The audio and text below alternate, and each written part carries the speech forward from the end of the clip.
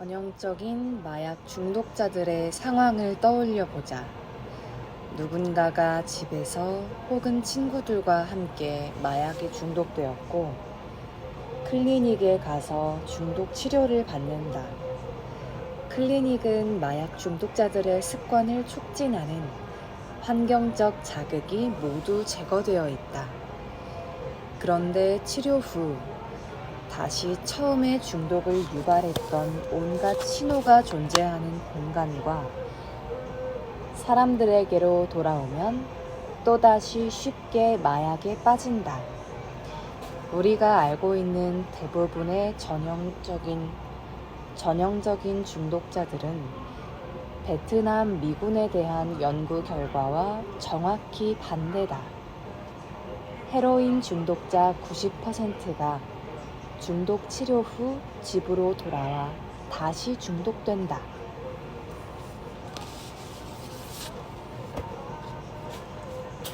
베트남 파병 군인 연구는 나쁜 습관에 대해 우리가 갖고 있는 문화적 믿음을 거부한다. 건강하지 못한 습관은 도덕적으로 해이한 탓이라는 고정관념을 깨는 것이다. 당신이 비만이라든가 흡연자라든가 중독자라면 아마도 살아오는 내내 자제력이 부족해서 그렇게 되었다는 소리를 들었을 것이다. 어쩌면 정상이 아니라는 소리까지 들었을 수도 있다. 우리가 안고 있는 온갖 문제를 도덕과 규범으로 해결할 수 있다는 생각은 우리 문화에 깊숙이 박혀 있다.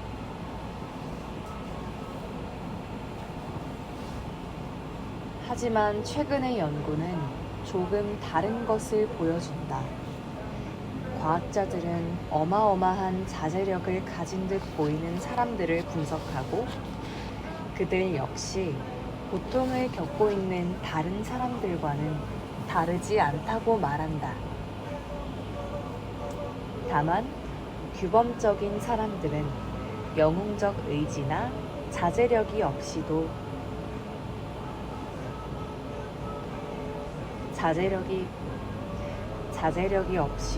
삶을 더 낮게 설계한다. 다시 말해 그들은 유혹적인 상황에서 보내는 시간이 적었다.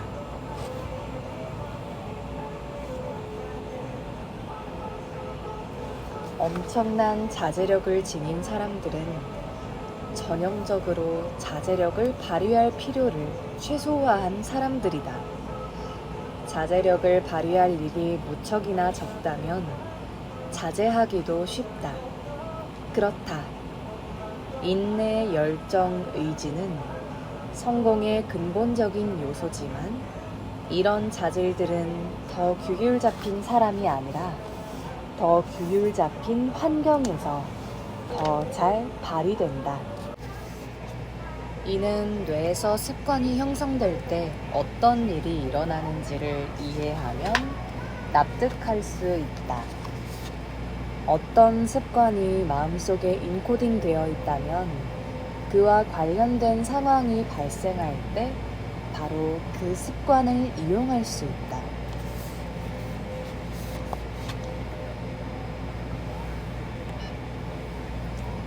텍사스주 오스틴의 심리치료사 패티 올월은 친구와 함께 승마를 하는 동안 종종 담배 한 대를 피워 물면서 흡연을 시작했다.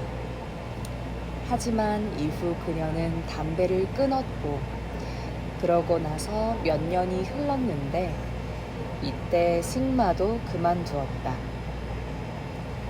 10수년 후 그녀가 다시 말에 올라타자 다시 흡연에 대한 갈망이 생겨났다. 그 신호가 여전히 내재되어 있었던 것이다. 오랫동안 그 신호에 노출되지 않고 있었음에도 말이다.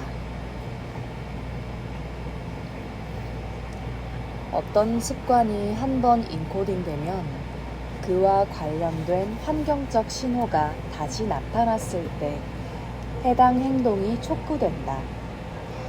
이 때문에 행동 변화 기법들이 역효과를 낼 수 있다. 비만인 사람은 체중 감량 프레젠테이션을 들으며 부끄러움을 느끼고 스트레스를 받을 수 있다. 그러면 결과적으로 많은 이들이 자신이 좋아하는 대응 전략으로 회귀하게 된다. 즉, 과식을 한다. 마찬가지로 새까만 폐 사진을 흡연자들에게 보여주는 것은 불안 수준을 고도로 높여서 다시 담배에 손을 뻗고 싶은 충동을 일으킨다. 신호에 조심스럽게 접근하지 않으면 당신이 그만두고 싶은 바로 그 행동을 하게 될 수 있다.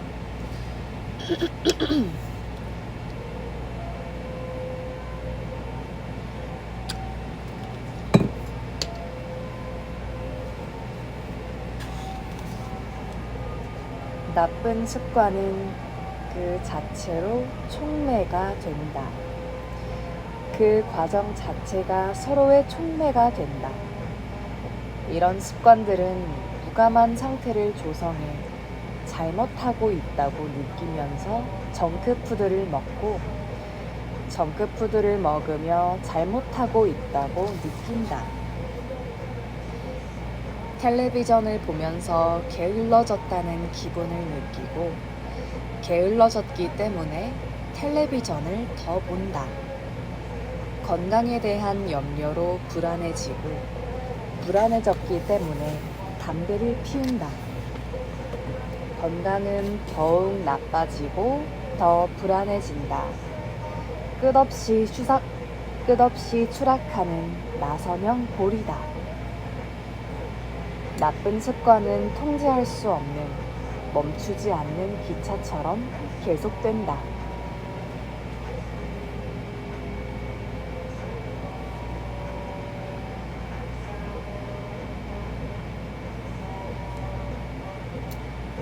연구자들은 이런 현상을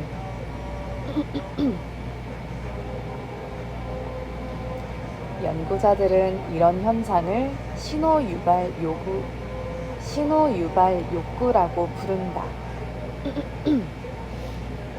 외부의 촉매가 나쁜 습관을 되풀이하게 만드는 강박적 갈망을 일으키는 것이다. 우리는 일단 무언가를 알아차리면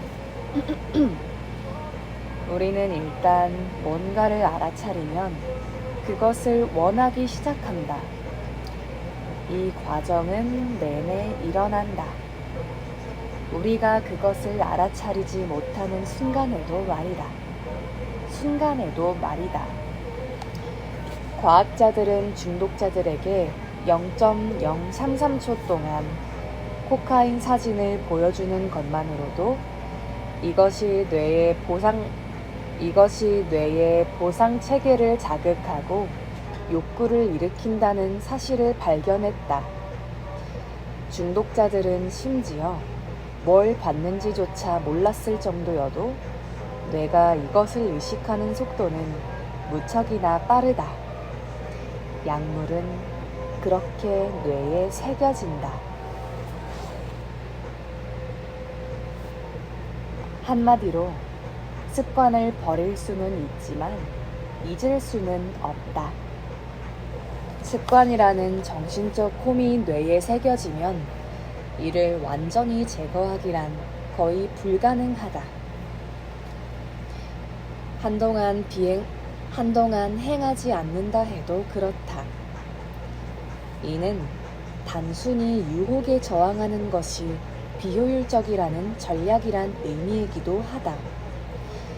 방해꾼들로 가득 찬 인생에서 홀로 도인 같은 태도를 유지하기는 어렵다. 거기에는 엄청난 에너지가 들어간다. 단기적으로 유혹을 이겨내는 것을 선택할 수도 있다. 그러나 장기적으로 우리는 살고 있는 환경의 생산물일 뿐이다.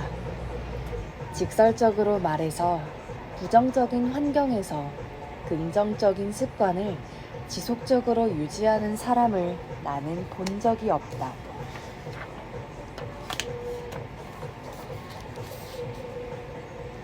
나쁜 습관을 그 근원부터 베어내는 것이 더 믿을 만한 접근 방식이다. 접근 방식이다. 나쁜 습관을 제거하는 가장 실용적인 방법은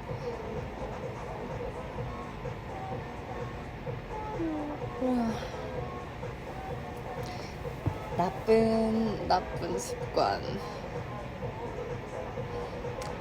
나쁜 습관을 그 근원부터 베어내는 것이 더 믿을 만한 접근 방식이다.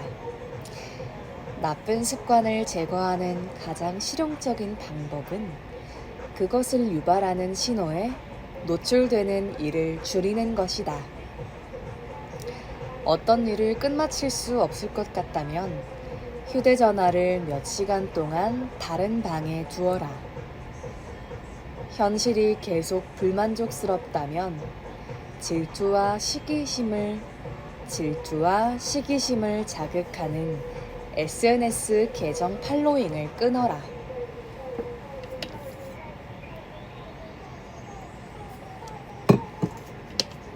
텔레비전을 너무 많이 보는 것 같다면 침실에서 텔레비전을 없애라. 전자기기에 너무 많은 돈을 쓰고 있다면 최신 전자제품에 대한 기사를 읽지 마라.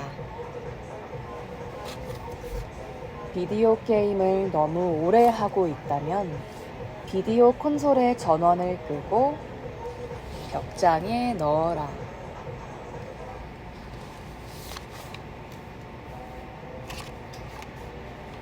이 실행안들은 첫 번째 행동 변화의 법칙을 반대로 배치한 것이다.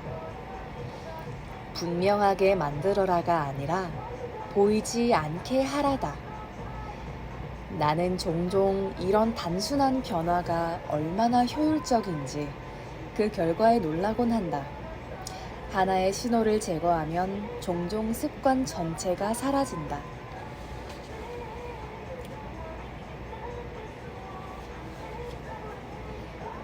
자제력은 단기적 전략이지 장기적 전략은 아니다.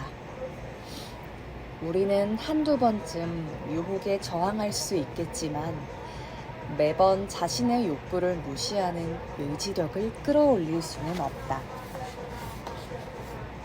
올바른 행동을 하고 싶을 때마다 의지를 새로이 투입하지 말고 자신의 에너지를 환경을 최적화하는 데 더 써라. 이것이 자제력의 비밀이다. 이것이 자제력의 비밀이다. 이것이 자제력의 비밀이다. 좋은 습관을 불러오는 신호들을 분명하게 드러나게 하고 나쁜 습관을 일으키는 신호들은 보이지 않게 하라. 나쁜 습관을 버리고 싶다면 첫 번째 행동 변화의 법칙을 반대로 뒤집어라. 보이지 않게 하라. 습관이 한번 형성되면 그것을 잊기란 거의 불가능하다. 자제력이 극도로 높은 사람들은 유혹적인 환경에서 시간을 덜 보낸다. 유혹에 저항하기보다는 피하는 편이 쉽다.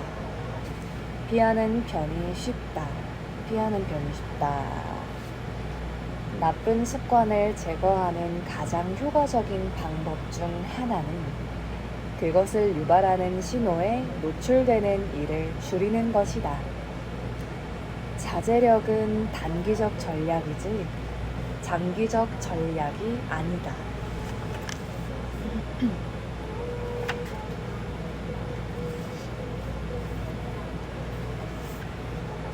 좋은 습관을 만드는 법. 첫 번째 법칙, 분명하게 만들어라. 1번, 습관 점수표를 활용하라. 현재 습관을 써보고 그것들을 인식하라. 2번, 실행 의도를 이용하라. 나는 언제 어디서 어떤 행동을 할 것이다. 3번, 습관 쌓기를 이용하라. 현재의 습관을 하고 나서 새로운 습관을 할 것이다. 환경을 디자인하라. 좋은 습관의 신호를 분명하게 눈에 보이게 만들어라.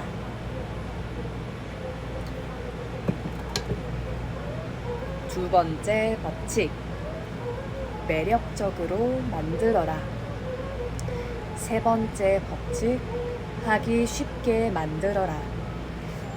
네 번째 법칙, 만족스럽게 만들어라.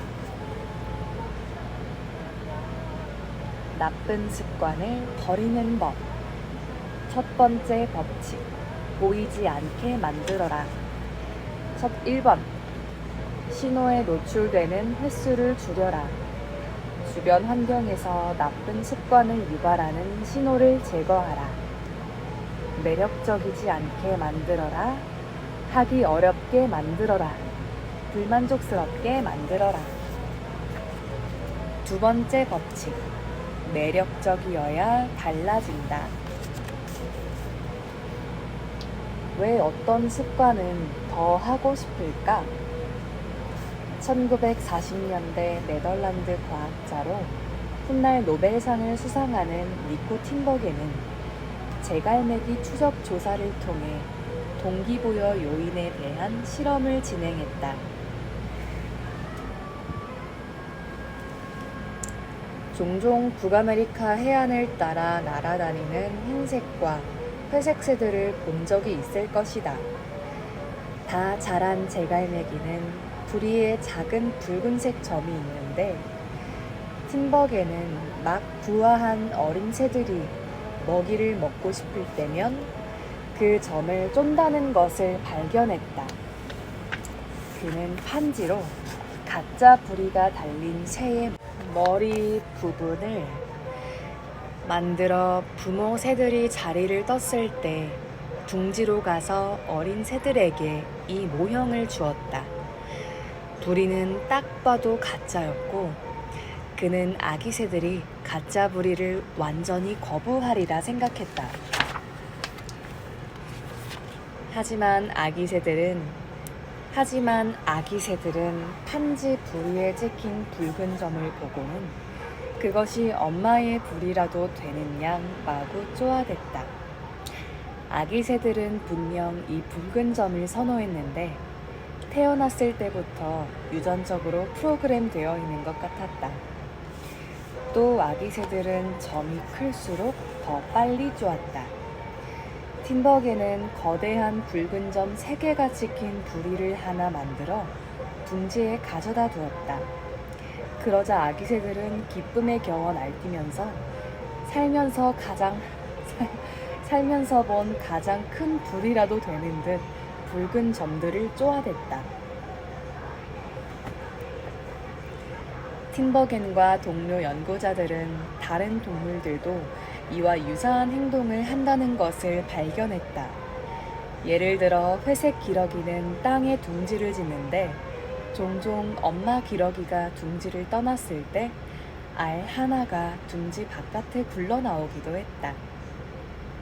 이런 일이 일어나면 기러기들은 알이 있는 곳까지 뒤뚱뒤뚱 걸어가 부리와 목 사이에 끼우고 다시 그 알을 둥지로 가지고 돌아왔다.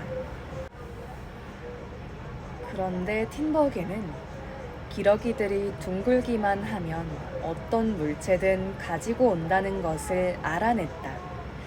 당구공이든 전구든 기러기들은 둥지로 가지고 왔다. 한 기러기는 엄청나게 애쓴 끝에 배구공을 가지고 와서 둥지에 놓기까지 했다.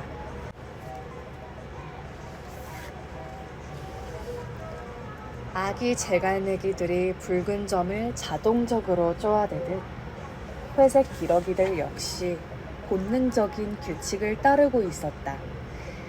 마치 근처에서 둥근 물체를 보면 굴려서 둥지로 가지고 와야 해. 둥근 물체의 크기가 클수록 가져오는 게 더 힘들어질 거야. 라고 생각하고 있는 듯 했다.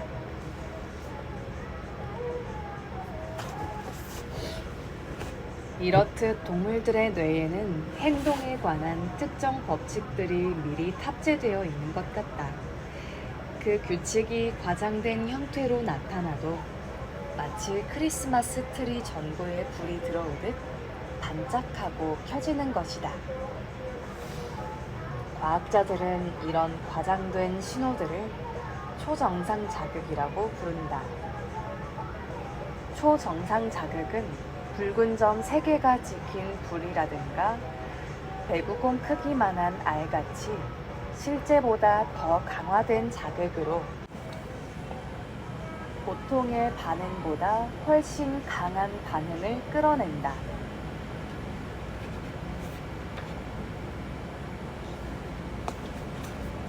인간도 역시 과장된 현실에 빠지곤 한다. 예를 들어 정크푸드는 우리의 보상체계를 광분 상태로 몰고 간다. 야생에서 먹을 것을 구하기 위해 수십 년간 사냥과 수렵 채집 생활을 하면서 인간의 뇌는 염분, 당, 지방의 높은 가치를 부여하게끔 진화했다. 이런 음식들은 대개 칼로리가 높으며 고대 선조들이 사바나를 떠돌던 시기에는 무척이나 희귀한 것이었다. 당시에는 다음 식사를 언제 할 수 있을지 몰랐기에 가능한 한 많이 먹는 것이 가장 좋은 생존 전략이었다. 하지만 오늘날 우리는 열량 과다 환경에 살고 있다. 음식은 풍부해졌지만 뇌는 여전히 부족한 듯 계속해서 음식을 갈망한다. 염분, 당, 지방의 높은 가치를 부여하는 일은 더 이상 건강에 이득이 되지 않지만 갈망은 계속 유지되고 있다.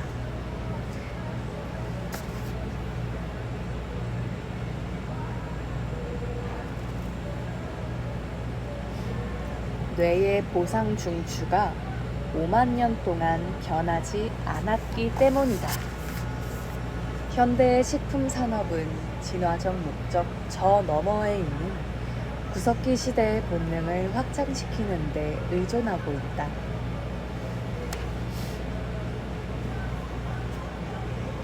식품 과학의 주요 목적은 소비자들이 더 좋아할 만한 상품을 만들어내는 것이다. 봉투, 상자, 유리병 등에 담긴 거의 모든 식품들은 가공, 조합되고 조미료가 추가되는 등 어떤 방식으로든 강화되어 있다. 식품 회사들은 포테이토 칩을 최고로 바삭하게 만들고 탄산음료에 가장 많이 거품을 넣기 위해 수백만 달러를 쓰고 있다. 또한 입안에서 음식이 어떻게 느껴지는지, 즉 식감을 최적화하기 위해 수많은 이들이 연구하고 있다. 예를 들어 프렌치 프라이는 노란 빛깔에 겉은 바삭하고 속은 촉촉하게 라는 조합을 최대한 강화해야 한다.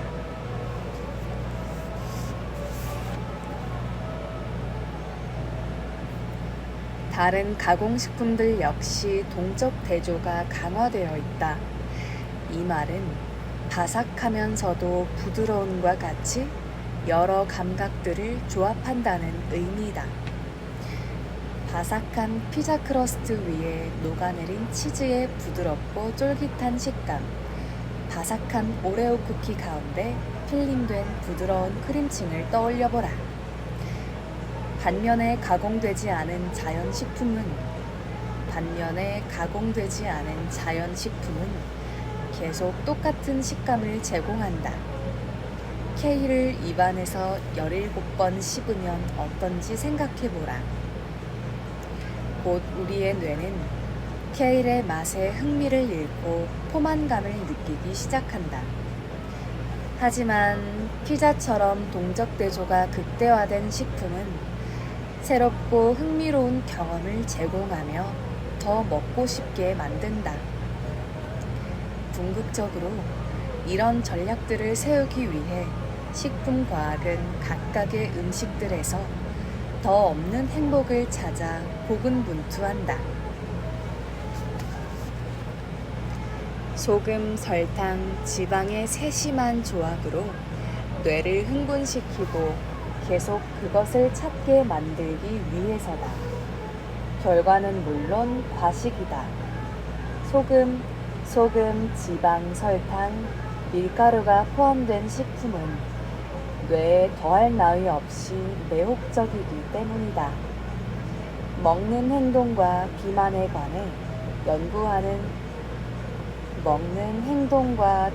관해 연구하는 신경과학자 스테판 구에네트는 이렇게 말한다.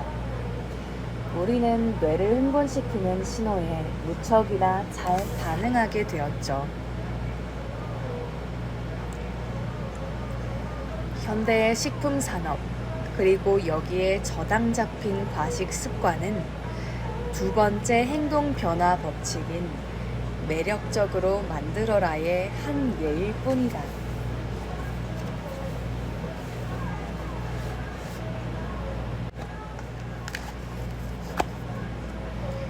기회가 매력적일수록 습관이 형성될 가능성이 더 많아진다. 주위를 둘러보라. 사회는 실제를 고도로 가공 처리한 것들로 가득 차 있고, 이는 우리 선조들이 진화해온 세상보다 훨씬 매력적이다. 상점들에는 옷을 팔기 위해 엉덩이와 가슴이 부각된 마네킹을 전시한다. SNS는 짧은 시간 안에 집이나 직장에서 받아본 적 없는 좋아요를 주고 칭찬을 해준다.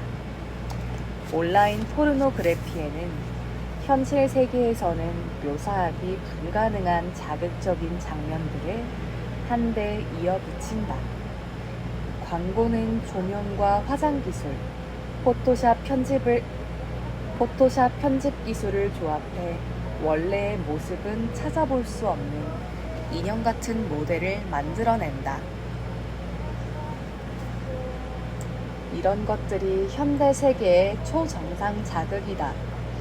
이런 것들은 모습을 극도로 과장해서 우리를 자연스럽게 끌어들이고 결과적으로 우리의 본능을 풀어헤쳐 과도한 쇼핑 습관, SNS 습관, 포르노그래피 습관, 식습관으로 우리를 이끈다. 역사적으로 봤을 때 미래의 자극들은 오늘날보다 훨씬 더 매력적일 것이다. 보상은 더 농축되고 자극은 더 유혹적인 것이 트렌드가 될 것이다. 정크푸드는 자연식품보다 칼로리가 더 농축되고, 독주는 맥주보다 알코올이 더 많이 농축되고, 비디오 게임은 보드게임보다 더 많은 것이 포함되어 있다. 자연의 것과 비교해 이렇게 쾌락이 단단히 들어찬 경험은 저항하기가 힘들다. 우리는 조상들의 뇌를 가지고서 그들이 한 번도 맞닥뜨린 적이 없는 유혹에 직면해 살고 있다. 따라서 어떤 행동을 할 가능성을 높이고 싶다면 그것을 매력적인 것으로 만들어야 한다. 우리의 목적은 저항할 수 없는 습관을 만드는 것이다. 모든 습관을 초정상 자극으로 변형시킬 수는 없지만 어떤 습관은 더욱 유혹적으로 만들 수 있다. 이를 위해서는 먼저 갈망이 무엇이고 어떻게 작용하는지 이해해야 한다.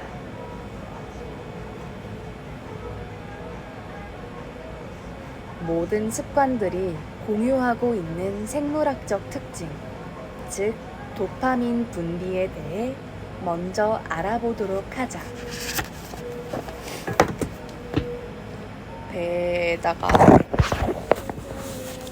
목이랑 어깨랑 가슴에 힘을 풀고 배에 힘을 주어서 횡격막 부근 윗배에 힘을 주고 책을 읽는 것은 너무 힘이 들어요. 생각보다 집중이 안 되고 배에 힘 주고 목에 힘을 푸느라 책의 내용이 머리에 안 들어온다. 근데 목은 훨씬 더 편하긴 했다. 앞으로 노력하자.